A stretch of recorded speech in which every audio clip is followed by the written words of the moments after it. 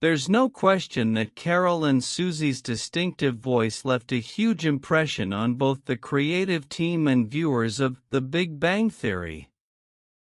As Steve Molaro put it, there came a point, pretty early on, where Carolyn had such a distinct voice, and it was so much fun to imagine who this woman was.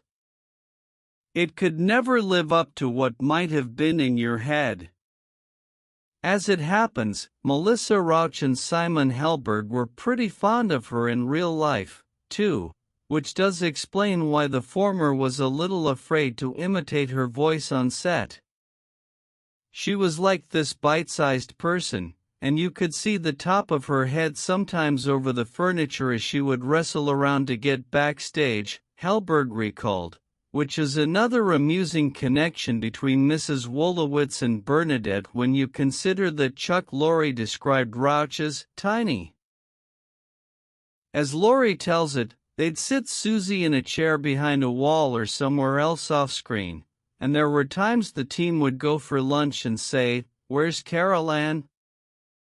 Did anyone break her, and realize she was still sitting at her post, waiting to be excused for lunch?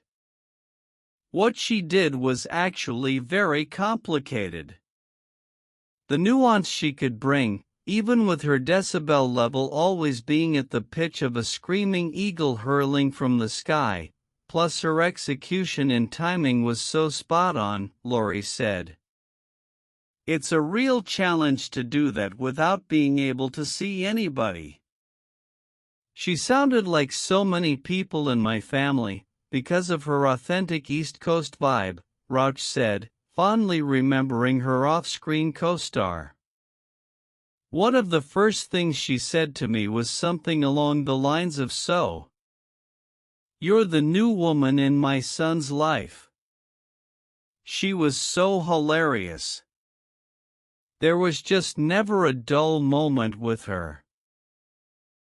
Not only did Melissa Rauch have a spot-on impression of Carol and Susie in her back pocket, but the two also spent quite a bit of time together when they weren't filming, because as Rauch told Jessica Radloff, she often gave Susie a ride home when they were done for the day. She never got a driver's license, so she would take the bus all the way to Warner Brothers with all her bags. But she loved it, Rauch recalled. She was like, "I'm not going to drive in this city with all the crazies.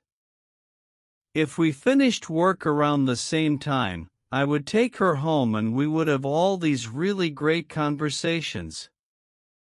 Sadly, Susie passed away in 2014, which means that, on The Big Bang Theory, Mrs. Wolowitz also passed away around that time, and the cast was left to mourn her both on and off-screen.